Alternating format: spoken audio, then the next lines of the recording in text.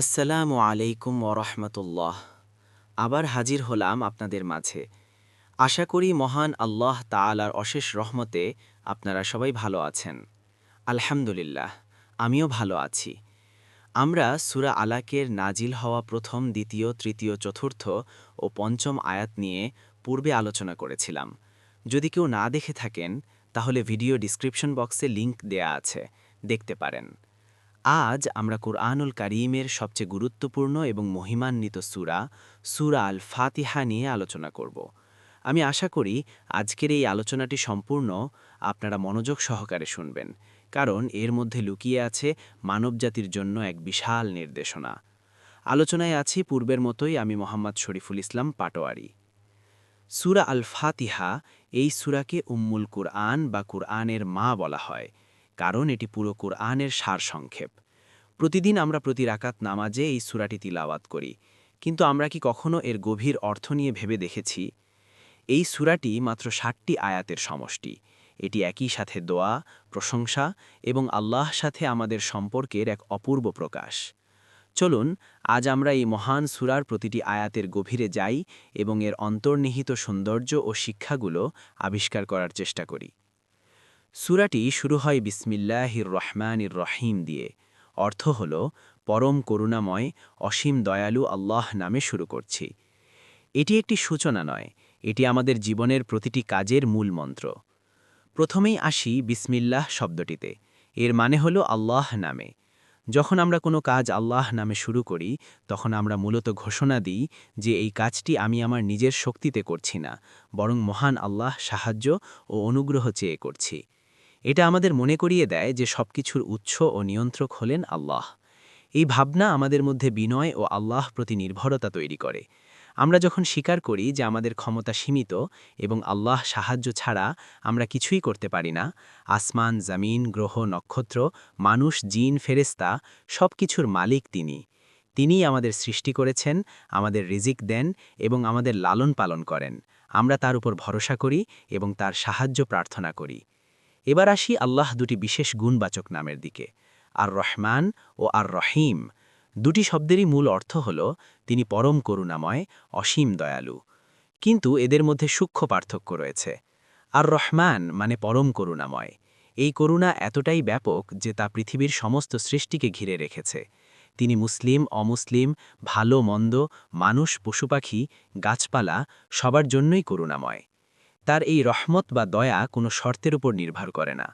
যেমন আমরা সবাই শ্বাস নেওয়ার জন্য বাতাস পাই, বেঁচে থাকার জন্য সূর্যের আলো পাই, পান করার জন্য পানি পাই। এগুলো সবই আল্লাহ আর রহমান গুণের প্রকাশ। তিনি তার সৃষ্টিকে ভালোবাসেন এবং তাদের প্রয়োজন পূরণ করেন, তারা তাকে মানুক বা না মানুক, তারা ভালো কাজ করুক বা না করুক। এই গুণটি আল্লাহ ভালোবাসার বিশালতা ও শর্তহীনতার প্রতীক।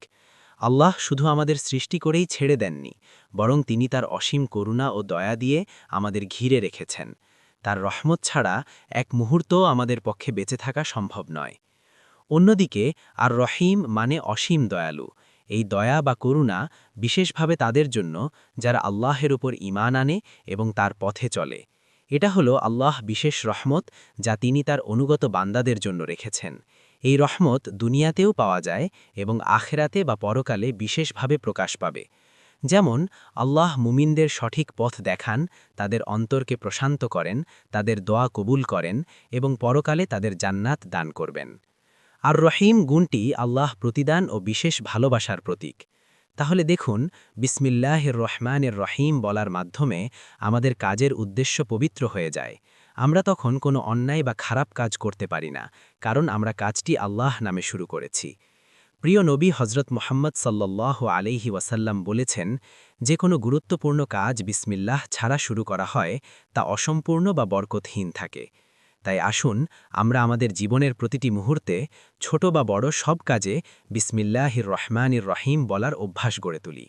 এবার আসা যাক এই সূরার প্রথম আয়াত, আলহামদুলিল্লাহি রব্বিল আলামিন, অর্থাৎ যাবতীয় প্রশংসা জগৎসমূহের প্রতিপালক আল্লাহরই জন্য।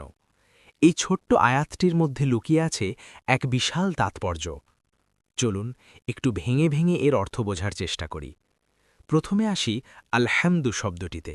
এর মানে হল সমস্ত প্রশংসা, সমস্ত স্তুতি, সমস্ত গুণগান। এই প্রশংসা শুধু মুখে বলার বিষয় নয়, বরং অন্তর থেকে আসা এক গভীর কৃতজ্ঞতাবোধ। কেন এই প্রশংসা? কারণ তিনি আল্লাহ, সেই মহান সত্তা যিনি এক ও অদ্বিতীয়, আমাদের সৃষ্টিকর্তা। এরপর আসে রব্বিল আলামিন। রব শব্দটির অর্থ শুধু প্রতিপালক নয়, এর মধ্যে আছে সৃষ্টিকর্তা, পালনকর্তা, রক্ষাকর্তা, বিধানদাতা, ক্রমবিকাশ দানকারী, এমন অনেক অর্থ। তিনি শুধু আমাদের মানুষ জাতির রব নন, তিনি আল আলামিনের রব। আলামিন মানে জগৎসমূহ, বহু জগৎ। আমরা খালি চোখে যা দেখি, মহাকাশের কোটি কোটি গ্যালাক্সি, আবার যা দেখি না, যেমন ফেরেশতাদের জগৎ, জিনদের জগৎ, এমনকি আমাদের শরীরের ভেতরের ক্ষুদ্রাতি ক্ষুদ্র কোষের জগৎ, সব কিছুরই রব তিনি। যখন আমরা বলি আলহামদুলিল্লাহ, আমরা শুধু ধন্যবাদ জানাই না, আমরা স্বীকার করি যে সকল ভালোর উৎস তিনিই। আপনার জীবনে যখন কোনো খুশির মুহূর্ত আসে, একটা ভালো চাকরি, পরীক্ষায় ভালো ফল, সন্তানের হাসি, তখন আমরা বলি আলহামদুলিল্লাহ। কিন্তু যখন কোনো কঠিন সময় আসে, তখনও কি আমরা মন থেকে আলহামদুলিল্লাহ বলতে পারি? এখানেই আসল পরীক্ষা। বিপদে ধৈর্য ধরে আলহামদুলিল্লাহ বলার মানে হল আমরা আল্লাহর পরিকল্পনার ওপর ভরসা রাখছি। আমরা বিশ্বাস করি এই কঠিন সময়ের মধ্যেও আমাদের জন্য কোনো না কোনো কল্যাণ লুকিয়ে আছে, যা হয়তো আমরা এই মুহূর্তে বুঝতে পারছি না। যেমন ধরুন, একজন কৃষক যখন জমিতে বীজ বোনেন, তখন তিনি মাটিকে চিড়ে ফেলেন। আপাতদৃষ্টিতে এটা জমির জন্য কষ্টকর মনে হতে পারে, কিন্তু এর ফলেই তো নতুন ফসল জন্মায়। ঠিক তেমনি আমাদের জীবনের কষ্টগুলো হয়তো আমাদের আরও শক্তিশালী আর পরিণত করার জন্য আল্লাহরই একটি পরিকল্পনা। রব্বিল আলামিন কথাকেই আমাদের আরও একটি বিষয় শেখায়, তা হল একতা ও ভ্রাতৃত্ব। যেহেতু সকল জগতের রব একজনই, তাই আমরা সবাই, মানুষ, পশু পাখি, গাছপালা, সবাই একই রবের সৃষ্টি। এই ভাবনা আমাদের মনে হিংসা বিদ্বেষ দূর করে অপরের প্রতি ভালোবাসা আর দায়িত্ববোধ তৈরি করে। যখন আমরা বুঝতে পারি যে আমার পাশের মানুষটিরও রব তিনিই, যিনি আমার রব, তখন তার ক্ষতি করা বা তাকে ছোট করা অসম্ভব হয়ে পারে। আসুন, আমরা শুধু মুখে নয়, অন্তর দিয়ে আলহামদুলিল্লাহি রব্বিল আলামিন বলার অভ্যেস করি। জীবনের প্রতিটি ছোট বড় ঘটনায়, প্রতিটি সুখে দুঃখে, প্রতিটি নিঃশ্বাসে তার প্রশংসা করি। যখন আপনি মন থেকে আলহামদুলিল্লাহ বলবেন, দেখবেন আপনার মনের মধ্যে এক অদ্ভুত প্রশান্তি নেমে আসবে। হতাশা আর দুশ্চিন্তা দূর হয়ে যাবে, কারণ আপনি এমন এক সত্তার ওপর ভরসা করছেন, যিনি সকল জগৎসমূহের প্রতিপালক। তার চেয়ে বড় আশ্রয় আর কার কাছে আছে? পরবর্তীবার যখন নামাজে দাঁড়াবেন আর পড়বেন আলহামদুলিল্লাহি রব্বিল আলামিন, তখন এই কথাগুলো একটু মনে করার চেষ্টা করবেন। দেখবেন আপনার নামাজ আরও প্রাণবন্ত ও অর্থবহ হয়ে উঠবে ইনশাআল্লাহ।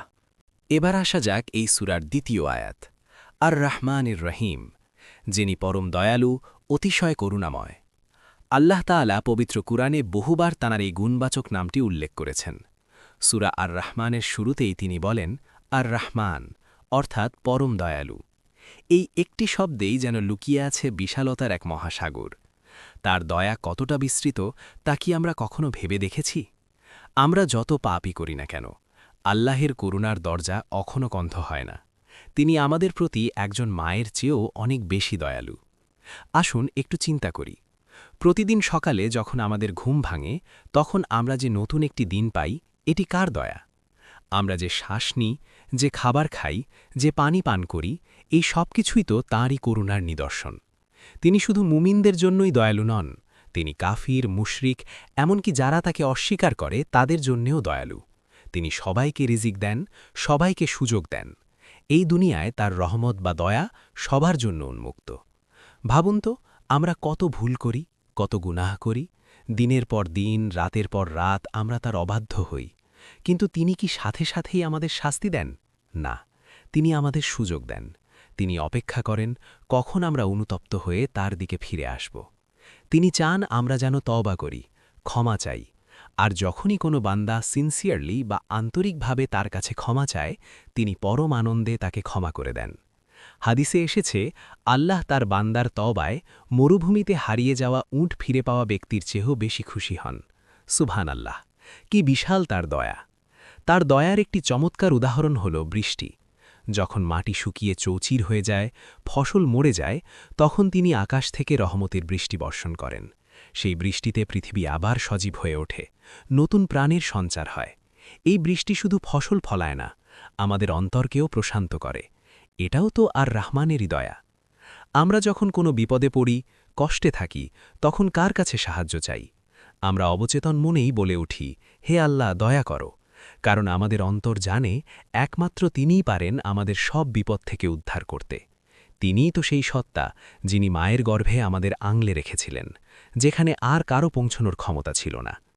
আল্লাহের দয়া শুধু এই দুনিয়াতেই সীমাবদ্ধ নয়, বরং আখিরাতে বা পরকালে তার দয়া হবে আরও অনেক বেশি, তবে তা হবে শুধু ঈমানদারদের জন্য। এই দুনিয়ায় তিনি সবাইকে দয়া করেন, কিন্তু পরকালে তার বিশেষ রহমত থাকবে কেবল তার প্রিয় বান্দাদের জন্য। সেই দিনের কঠিন মুহূর্তে যখন আর কেউ কারো হবে না, সেদিন আল্লাহর রহমতের ছায়া ছাড়া আর কোনো ছায়া থাকবে না। তাই আসুন আমরা পরম দয়ালু আল্লাহের প্রতি আরও বেশি কৃতজ্ঞ হই, তার দেওয়া নেয়ামতগুলোর কথা স্মরণ করি। যখনই কোনো ভুল হয়ে যায়, দেরি না করে তার কাছে ক্ষমা চাই। বিশ্বাস রাখুন, তিনি আপনার ডাক শুনছেন, তিনি আপনার ফেরার অপেক্ষায় আছেন, কারণ তিনি আর রহমান, পরম দয়ালু, যার দয়ার কোনো শেষ নেই। এবার আসা যাক এই সূরার ৩য় আয়াত, মালিকি ইয়ৌমিদ্দিন, যিনি বিচার দিনের মালিক। এই ছোট্ট আয়াতটি আমরা প্রতিদিন কতবার পড়ি, কিন্তু এর গভীরতা কি কখনো ভেবে দেখেছি? চলুন আজ এই আয়াতের গভীরে যাই। বিচার দিন মানে কিয়ামতের দিন। কি হবে? সেদিন আমাদের জীবনের প্রতিটি মুহূর্তের হিসাব নেওয়া হবে। আমাদের প্রতিটি কাজ, প্রতিটি কথা, এমনকি আমাদের মনের ভেতরের গোপন চিন্তাগুলোও সেদিন প্রকাশ করা হবে। আল্লাহ সেদিন একমাত্র বিচারক হবেন। তার বিচার হবে নিখুঁত এবং ন্যায়সঙ্গত। সেখানে কোনো পক্ষপাতিত্ব থাকবে না, কোনো উকিল বা সুপারিশ কাজে আসবে না, যদি না আল্লাহ নিজে কারোর জন্য অনুমতি দেন। একটু কল্পনা করুন সেই দিনের কথা। সেদিন পৃথিবীর কোনো ক্ষমতা, কোনো সম্পদ, কোনো পরিচয় আমাদের কাজে আসবে না। সেদিন একমাত্র আমাদের ঈমান এবং আমলই হবে আমাদের সঙ্গী। আমাদের হাত, পা, চোখ, কান, আমাদের নিজেদের অঙ্গপ্রত্যঙ্গই আমাদের বিরুদ্ধে সাক্ষী দেবে। আমরা দুনিয়াতে যা কিছু করেছি, সব কিছুই সেদিন ভিডিও চিত্রের মতো আমাদের সামনে তুলে ধরা হবে। কুরআনে আল্লাহ বলেন, সেদিন কেউ অনুপরিমাণ ভালো কাজ করলে তা দেখতে পাবে, আর কেউ অনুপরিমাণ মন্দ কাজ করলেও তা দেখতে পাবে। এই আয়াতটি আমাদের মনে করিয়ে দেয় যে কোনো কাজই আল্লাহের দৃষ্টি এড়ায় না, তা যতই ছোট হোক না কেন। বিচার দিনের মালিক, এই কথাটি আমাদের মনে দুটি অনুভূতি জাগায়। প্রথমত ভয়, আল্লাহের সামনে দাঁড়ানোর ভয়, নিজের পাপের হিসাব দেওয়ার ভয়। এই ভয়টা জরুরি, কারণ এই ভয়ই আমাদের পাপ থেকে দূরে রাখে, আমাদের আল্লাহের পথে চলতে উৎসাহিত করে। যখনই কোনো অন্যায় বা পাপ করার ইচ্ছে জাগে, তখন যদি আমরা বিচার দিনের কথা স্মরণ করি, তাহলে সেই পাপ থেকে বেঁচে থাকা সহজ হয়ে যায়। বিচার দিনের মালিক আল্লাহের হাতে, এই বিশ্বাস আমাদের ভারসাম্যপূর্ণ জীবনযাপনে সাহায্য করে। একদিকে আমরা তার শাস্তিকে ভয় করে সংযত জীবনযাপন করি, অন্যদিকে তার ক্ষমার আশায় আমরা কখনো নিরাশ হই না। আমরা যখন নামাজে বলি মালিকি ইয়ৌমিদ্দিন, তখন আমরা আসলে আল্লাহের কাছে এই সাক্ষ্য দিই যে আমরা বিশ্বাস করি একদিন তার সামনে আমাদের দাঁড়াতে হবে।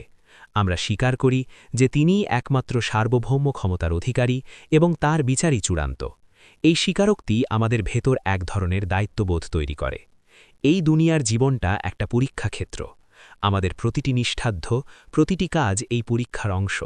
আমরা কি আল্লাহের নির্দেশ মেনে চলছি, নাকি নিজের খেয়াল খুশি মতো জীবনযাপন করছি? আমরা কি মানুষের অধিকার দিচ্ছি, নাকি তাদের ওপর জুলুম করছি? এই সব কিছুরই হিসাব হবে সেই মহাবিচারে। তাই আসুন, প্রতিদিন যখন এই আয়াতটি পড়ব, তখন এর অর্থ নিয়ে একটু ভাবি। সেদিন একমাত্র মালিক বা বাদশাহ হবেন আল্লাহ। কারও কোনো ক্ষমতা, সুপারিশ বা অজুহাত সেদিন কাজে আসবে না। এটি আমাদের স্মরণ করিয়ে দেয় যে আমাদের প্রতিটি কথা ও কাজের জন্য আল্লাহের কাছে জবাবদিহি করতে হবে। এই ভয় আমাদের পাপ থেকে দূরে রাখে এবং সৎ পথে চলতে উৎসাহিত করে। আল্লাহ আমাদের সবাইকে সেই দিনের প্রস্তুতি নেওয়ার তৌফিক দান করুন এবং তার অসীম দয়া ও ক্ষমা দিয়ে আমাদের নাজাত দিন। এবার আসা যাক এই সূরার ৪র্থ আয়াত, ইয়াকা না'বুদু ওয়া ইয়াকা নাস্তাঈন। আমরা কেবল তোমারই ইবাদাত করি এবং কেবলমাত্র তোমারই সাহায্য প্রার্থনা করি। এই আয়াতটি হল সূরা আল ফাতিহার কেন্দ্রবিন্দু এবং বান্দার সাথে আল্লাহর সরাসরি কথোপকথন। প্রথম ৩টি আয়াতে আমরা আল্লাহর প্রশংসা ও গুণগান করেছি, আর এখন আমরা তার সামনে নিজেদের অবস্থান স্পষ্ট করছি। চলুন একটা গল্প বলি। এক গ্রামে এক লোক ছিল, যে সব সময় আল্লাহর ওপর ভরসা করত। একদিন তার ফসল সব নষ্ট হয়ে গেল। গ্রামের সবাই তাকে বলল, তুমি তো শেষ হয়ে গেলে, আব কি করবে? সে হাসি মুখে বলল, যিনি আমাকে এতদিন খাইয়েছেন তিনিই আমার ব্যবস্থা করবেন। তার এই গভীর বিশ্বাস দেখে গ্রামের এক ধনী ব্যক্তি এগিয়ে এলেন এবং তাকে নতুন করে ব্যবসা শুরু করার জন্য সাহায্য করলেন। লোকটির বিশ্বাসই তার জন্য সাহায্যের দরজা খুলে দিয়েছিল। এই গল্পটা আমাদের শেখায়, মানুষের সাহায্য কেবল একটি মাধ্যম, আসল সাহায্য আসে আল্লাহর পক্ষ থেকে। যখন আমরা বলি আমরা কেবল তোমারই ইবাদাত করি, তখন এর অর্থ শুধু নামাজ, রোজা বা হজ নয়। ইবাদাত মানে হল জীবনের প্রতিটি কাজ আল্লাহর সন্তুষ্টির জন্য করা। আপনি যখন সততার সাথে ব্যবসা করেন, সেটাও ইবাদাত। যখন আপনি বাবা মায়ের সেবা করেন, সেটাও ইবাদাত। এমনকি যখন আপনি হাসি মুখে কারো সাথে কথা বলেন, সেটাও ইবাদাত হতে পারে, যদি আপনার উদ্দেশ্য হয় আল্লাহকে খুশি করা। এই আয়াতটি আমাদের শিরক থেকে মুক্ত করে এবং আল্লাহর ওপর একনিষ্ঠ বিশ্বাস স্থাপন করতে শেখায়। কিন্তু আমরা প্রায়ই ভুলে যাই, দুনিয়ার চাপে পড়ে আমরা মানুষের প্রশংসা খুঁজি, মানুষের কাছে সাহায্য চাই। আমরা ভাবি অমুক বস আমার প্রমোশন করিয়ে দেবে, তমুক ডাক্তার আমাকে সুস্থ করে দেবে। কিন্তু আমরা ভুলে যাই যে ওই বসের মনে প্রমোশনের ইচ্ছা জাগানো বা ওই ডাক্তারের হাতে শেফা দেওয়ার মালিক একমাত্র আল্লাহ। তিনি যদি না চান, তাহলে পৃথিবীর কেউ আমাদের কোনো উপকার করতে পারবে না। যখন আমরা বলি কেবলমাত্র তোমারই সাহায্য প্রার্থনা করি, তখন আমরা নিজেদের অসহায়ত্বকে স্বীকার করে নিই। আমরা মেনে নিই যে আমাদের নিজেদের কোনো ক্ষমতা নেই। আমাদের প্রতিটি নিঃশ্বাস, প্রতিটি পদক্ষেপ আল্লাহর দয়ার ওপর নির্ভরশীল। এই অনুভূতি আমাদের বিনয়ী করে তোলে। আমরা অহংকার থেকে দূরে থাকি এবং অন্যের ওপর নির্ভরশীল না হয়ে সরাসরি আল্লাহর ওপর ভরসা করতে শিখি। ধরুন আপনার একটা পরীক্ষা সামনে, আপনি অনেক পড়াশোনা করেছেন কিন্তু ভেতরে ভয় কাজ করছে। তখন আপনি কি করবেন?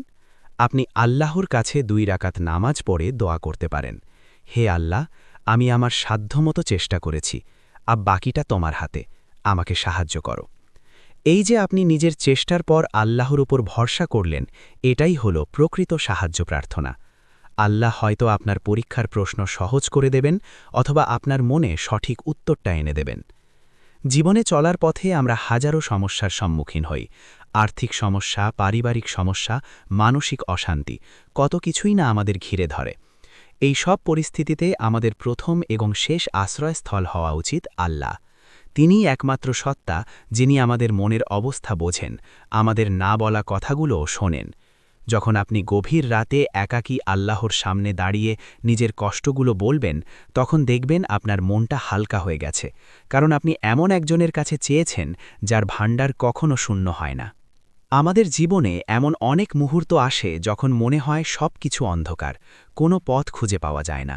সেই চরম হতাশার মুহূর্তে এই আয়াতটি আমাদের জন্য আলোর দিশারি। এটি আমাদের মনে করিয়ে দেয় যে আমরা একা নই। একজন আছেন যিনি সব সময় আমাদের সাথে আছেন, যিনি আমাদের ডাক শোনার জন্য প্রস্তুত।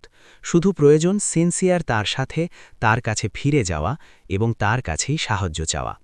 তাই আসুন আমরা আমাদের জীবনের প্রতিটি ক্ষেত্রে এই আয়াতটিকে বাস্তবায়ন করি। আমাদের সব ইবাদাত হোক কেবল আল্লাহর জন্য, আর আমাদের সব চাওয়া পাওয়া হোক কেবল তাঁরই কাছে। যখন আমরা মানুষের কাছে কিছু চাইব, তখনও যেন আমাদের মনে থাকে যে তারা কেবল একটি মাধ্যম, আসল দাতা তো আল্লাহ। এই বিশ্বাস যদি আমরা হৃদয়ে ধারণ করতে পারি, তাহলে দেখবেন জীবনটা অনেক সহজ হয়ে গেছে। কোনো চিন্তা বা ভয় আমাদের কাবু করতে পারবে না, কারণ আমরা জানি আমাদের পেছনে এমন একজন আছেন যিনি আসমান ও জমিনের মালিক। প্রতিদিন 5 ওয়াক্ত নামাজে আমরা এই আয়াতটি বারবার পড়ি, কিন্তু আমরা কি এর গভীরতা নিয়ে কখনো ভেবেছি? আসুন আজ থেকে যখনই আমরা এই আয়াতটি পড়ব, তখন এর অর্থটা মনে প্রাণে অনুভব করার চেষ্টা করব। আমরা বলবো, হে আল্লাহ, আমার এই সেজদা কেবল তোমার জন্য, আমার এই কান্না কেবল তোমার কাছে, আমার সকল আশা ভরসা কেবল তোমার ওপর, তুমি ছাড়া আমার আর কেউ নেই। এই বিশ্বাস আমাদের আত্মাকে শক্তিশালী করবে, আমাদের হৃদয়কে প্রশান্ত করবে এবং আমাদের দুনিয়া ও আখেরাতের সফলতার পথে এগিয়ে নিয়ে যাবে। আল্লাহ আমাদের সবাইকে তার পূর্ণ ভরসা রাখার তৌফিক দান করুন। এবার আসা যাক এই সূরার ৫ম আয়াত, ইহদিনাস সিরাতাল মুস্তাকিম। আমাদেরকে সরল সঠিক পথ প্রদর্শন করুন। আমরা প্রতিদিন কত দোয়া করি, কত কিছু চাই আল্লাহর কাছে, টাকা পয়সা, ভালো চাকরি, সুস্থতা, কত কি। কিন্তু আপনি কি জানেন, পবিত্র কোরআনে আল্লাহ নিজেই আমাদেরকে শিখিয়েছেন সবচেয়ে সেরা দোয়া কোনটি? এমন একটি দোয়া যা আমরা প্রতিদিন পড়ি, কিন্তু হয়তো এর গভীরতা পুরোপুরি উপলব্ধি করি না। সেই দোয়াটির হল ইহদিনাস সিরাতাল মুস্তাকিম, আমাদেরকে সরল সঠিক পথ প্রদর্শন করুন। আজ আমরা এই ছোট্ট কিন্তু শক্তিশালী আয়াতটি নিয়ে কথা বলবো। কেন এই দোয়াটি এত গুরুত্বপূর্ণ? কেন আল্লাহ আমাদের অন্য কোনো দোয়া না শিখিয়ে সবার আগে পথ প্রদর্শনের দোয়া শিখিয়েছেন? চলুন একটু চিন্তা করি। আমাদের জীবনে চলার পথে কত মোড় আসে, তাই না? কোনটা ঠিক, কোনটা ভুল, এই সিদ্ধান্ত নিতে গিয়ে আমরা প্রায়ই দ্বিধায় পড়ি। ক্যারিয়ার, সম্পর্ক, ইবাদত, সব ক্ষেত্রেই আমাদের সঠিক পথের দিশা দরকার। এই সিরাতল মুস্তাকিম বা সরল পথটিই হল সেই পথ যা আমাদেরকে দুনিয়া এবং আখেরাত উভয় জগতেই সফলতার দিকে নিয়ে যাবে। এটা এমন একটা পথ যেখানে কোনো বক্রতা নেই, কোনো বিভ্রান্তি নেই। এটা একেবারে সোজা, পরিষ্কার এবং সরাসরি আল্লাহর সন্তুষ্টির দিকে পৌঁছে দেয়। যখন আমরা বলি ইহদিনাস সিরাতাল মুস্তাকিম, আমরা আসলে আল্লাহর কাছে কয়েকটি জিনিস চাই। প্রথমত, আমরা চাই তিনি যেন আমাদেরকে সঠিক পথটি দেখিয়ে দেন। আমাদের চারপাশে হাজারো পথের ভিড়ে কোনটি আসল পথ তা চিনিয়ে দেওয়ার জন্য তার সাহায্য চাই। দ্বিতীয়ত, আমরা চাই তিনি যেন আমাদেরকে সেই পথে চলার তৌফিক দেন।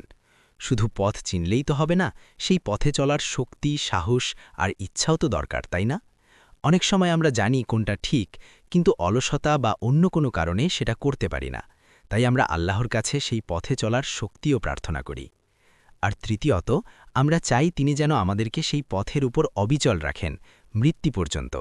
কারণ একবার সঠিক পথে ওঠাটাই যথেষ্ট নয়, সেই পথে শেষ পর্যন্ত টিকে থাকাটাই আসল চ্যালেঞ্জ। শয়তান তো সবসময় চেষ্টা করে আমাদেরকে পথভ্রষ্ট করার জন্য।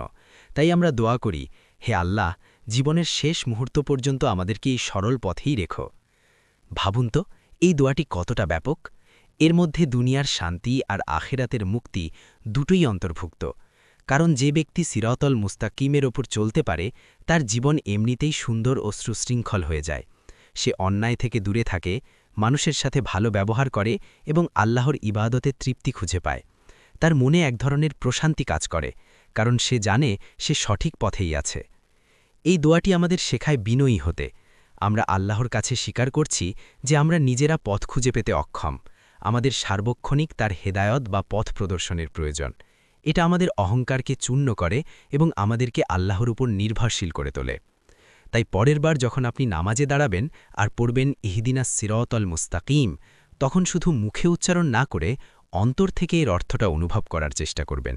মনে মনে আল্লাহর কাছে আকুলভাবে চাইবেন, হে আমার রব, আমার জীবনের প্রতিটি পদক্ষেপে, প্রতিটি সিদ্ধান্তে আমাকে তোমার দেখানো সরল, সুন্দর আর সফলতার পথে পরিচালিত করো। দেখবেন আপনার নামাজে অন্য রকম এক গভীরতা আসবে এবং আপনার জীবনটাও ধীরে ধীরে বদলাতে শুরু করবে। আল্লাহ আমাদের সবাইকে সিরাতাল মুস্তাকিমের উপর চলার এবং তার উপর অবিচল থাকার তৌফিক দান করুন।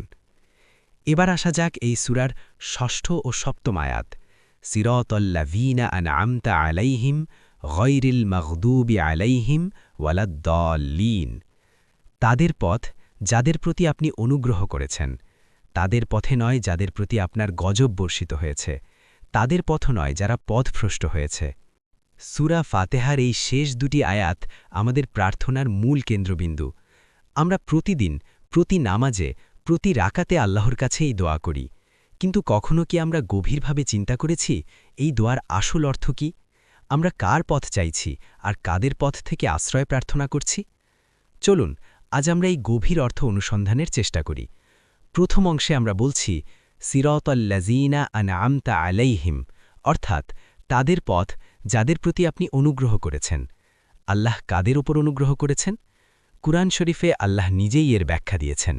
সূরা নিসায় বলা হয়েছে এই অনুগ্রহপ্রাপ্ত ব্যক্তিরা হলেন 4 শ্রেণীর মানুষ: নবীগণ, সিদ্দিকীন বা সত্যনিষ্ঠগণ, শুহাদা বা শহীদগণ এবং সলেহীন বা সৎকর্মশীলগণ। নবীগণ হলেন আল্লাহর প্রেরিত পুরুষ, যারা আমাদের জন্য পথ প্রদর্শক। তাদের জীবন, তাদের আদর্শ আমাদের জন্য আলোর মশাল। তারা দেখিয়েছেন কিভাবে আল্লাহর সন্তুষ্টি অর্জন করতে হয়, কিভাবে জীবনের প্রতিটি ক্ষেত্রে সঠিক পথে চলতে হয়। আমরা যখন তাদের পথ চাই তখন আমরা আসলে আল্লাহর হেদায়েতের সর্বোচ্চ মানদণ্ডকে অনুসরণ করার আকাঙ্ক্ষা প্রকাশ করি। এরপর আছেন সিদ্দিকিন বা সত্যনিষ্ঠগণ। তারা হলেন যারা মনে প্রাণে কথায় কাজে সত্যকে ধারণ করেছেন। হজরত আবু বকর সিদ্দিক রাদিয়াল্লাহু আনহু এর এক উজ্জ্বল উদাহরণ। তাদের জীবন থেকে আমরা শিখি কিভাবে ঈমানে অবিচল থাকতে হয়, কিভাবে যে কোনো পরিস্থিতিতে সত্যের পক্ষে দাঁড়াতে হয়। তৃতীয় শ্রেণী হলেন সুহাদা বা শহীদগণ। তারা আল্লাহর পথে নিজেদের জীবন উৎসর্গ করেছেন। তাদের ত্যাগ আমাদের শেখায় যে ঈমানের জন্য, সত্যের জন্য প্রয়োজনে সর্বোচ্চ আত্মত্যাগ করতেও প্রস্তুত থাকতে হবে। তাদের পথ অনুসরণ করার অর্থ হল নিজেদের জীবনে দ্বীনকে সর্বোচ্চ অগ্রাধিকার দেওয়া। এবং চতুর্থ শ্রেণী হলেন সালেহীন বা সৎকর্মশীলগণ। তারা হলেন সেই সব মানুষ যারা নিজেদের জীবনকে আল্লাহর ইবাদত এবং সৎকর্মে নিয়োজিত রেখেছেন। তারা সমাজের জন্য কল্যাণকর, মানুষের জন্য উপকারী। তাদের পথ হল সততা, ন্যায়পরায়ণতা এবং পরোপকারের পথ। আমরা যখন এই 4 শ্রেণীর মানুষের পথ চাই তখন আমরা মূলত একটি পরিপূর্ণ, সুন্দর ও সফল জীবনের জন্য আল্লাহর কাছে দোয়া করি। এবার আসি দোয়ার দ্বিতীয় অংশে, গৈরিল মাগদুবি আলাইহিম ওয়ালাদ্দল্লিন, অর্থাৎ তাদের পথে নয় যাদের প্রতি আপনার গজব বর্ষিত হয়েছে, এবং তাদের পথ নয় যারা পথভ্রষ্ট হয়েছে। এখানে আমরা দুটি দল থেকে আল্লাহর কাছে আশ্রয় চাইছি। প্রথম দলটি হল মাগদুবি আলাইহিম, যাদের উপর আল্লাহর ক্রোধ বা গজব বর্ষিত হয়েছে। এরা কারা? মুফাসসিরগণ বলেন, এরা হল সেই সব লোক যারা সত্যকে জেনেও তা প্রত্যাখ্যান করেছে, অহংকারবশত সত্যকে মানেনি। তারা জ্ঞান থাকা সত্ত্বেও নিজেদের প্রবৃত্তির অনুসরণ করেছে এবং আল্লাহর বিধানকে অবজ্ঞা করেছে। তাদের উদাহরণ আমাদের জন্য এক বিরাট সতর্কবার্তা। জ্ঞান থাকাই যথেষ্ট নয়, সেই জ্ঞান অনুযায়ী আমল করা এবং বিনয়ের সাথে সত্যকে গ্রহণ করাই হল আসল কথা। দ্বিতীয় দলটি হল দল-লীন, যারা পথভ্রষ্ট। এরা কারা? এরা হল সেই সব লোক যারা সঠিক জ্ঞান ছাড়াই নিজেদের মন গড়া পথে চলেছে। তারা হয়তো ভালো কিছু করার নিয়ত করেছিল, কিন্তু সঠিক পথ না জানার কারণে বা ভুল পথকে সঠিক মনে করার কারণে তারা বিভ্রান্ত হয়েছে। তারা নিজেদের অজ্ঞতার কারণে সঠিক পথ থেকে দূরে সরে গেছে। এদের উদাহরণ আমাদের শেখায় যে ইবাদত বা যে কোনো কাজ করার আগে সঠিক জ্ঞান অর্জন করা কতটা জরুরি। না জেনে, না বুঝে কোনো কিছু অনুসরণ করলে পথভ্রষ্ট হওয়ার আশঙ্কা থাকে। তাহলে দেখুন সূরা ফাতিহার এই ছোট্ট দোয়াটি কতটা ব্যাপক। একদিকে আমরা সফল, সম্মানিত ও আল্লাহর প্রিয় বান্দাদের পথ অনুসরণ করার জন্য প্রার্থনা করছি। অন্যদিকে আমরা সেই সব লোকদের পরিণতি থেকে আশ্রয় চাইছি যারা জেনে বুঝে ভুল করেছে অথবা না জেনেই ভুল পথে চলেছে। এই দোয়া আমাদের শেখায় যে সফল জীবনের জন্য দুটি জিনিস অপরিহার্য: সঠিক জ্ঞান এবং সেই জ্ঞান অনুযায়ী আমল করার সদিচ্ছা। প্রতিদিন যখন আমরা নামাজে দাঁড়াই, যখন আমরা পড়ি ইহদিনাস সিরাতাল মুস্তাকিম, তখন আমাদের অন্তরে এই অনুভূতি জাগ্রত হওয়া উচিত যে আমরা এক মহিমান্বিত দোয়া করছি। আমরা শুধু দুনিয়া বা আখিরাতের কোনো নির্দিষ্ট জিনিস চাইছি না, বরং আমরা সঠিক পথ চাইছি, সেই পথ যা আমাদের সৃষ্টিকর্তার সন্তুষ্টির দিকে নিয়ে যাবে। আর এই পথই হল নবী, সিদ্দিক, শহীদ এবং সালেহিনদের পথ। শেষে আমরা বলি আমিন, যার অর্থ হে আল্লাহ, কবুল করুন। সূরা আল ফাতিহা শুধু একটি সূরা নয়, এটি একটি পূর্ণাঙ্গ দোয়া এবং জীবন বিধান। এটি আমাদের শেখায় আল্লাহর পরিচয়, তার প্রতি আমাদের দায়িত্ব এবং আমাদের চূড়ান্ত লক্ষ্য। এটি আমাদের শেখায় কিভাবে আল্লাহর কাছে চাইতে হয়। আমরা যখন মন থেকেই সূরাটি পাঠ করি তখন আমরা আল্লাহর সাথে একটি গভীর সম্পর্ক অনুভব করি। আসুন আমরা প্রতিদিন নামাজের সময় সূরা আল ফাতিহার এই গভীর অর্থগুলো স্মরণ করি, তাহলে আমাদের নামাজ আরও প্রাণবন্ত ও অর্থবহ হয়ে উঠবে ইনশাআল্লাহ। আমি আপনাদের জন্য দোয়া করি, আপনারা আমার জন্য দোয়া করবেন। আল্লাহ আমাদেরকে সুস্থতার সাথে নেক হায়াত দান করুন। আমিন। পরবর্তী ভিডিওতে আমরা অন্য একটি সূরা বা আয়াত নিয়ে আলোচনা করব, যেখানে আল্লাহ আমাদের সৃষ্টির আরও বিস্ময়কর ধাপ এবং তার অসীম করুণার কথা বর্ণনা করেছেন। আমার সাথে থাকার জন্য ধন্যবাদ। আপনার ভাবনাগুলো কমেন্টে জানাতে পারেন। ভালো লাগলে চ্যানেলটি সাবস্ক্রাইব করুন এবং ইহলৌকিক কল্যাণ ও পারলৌকিক মুক্তির জন্য ভিডিওটি অন্যদের মাঝে শেয়ার করুন। আল্লাহ হাফেজ।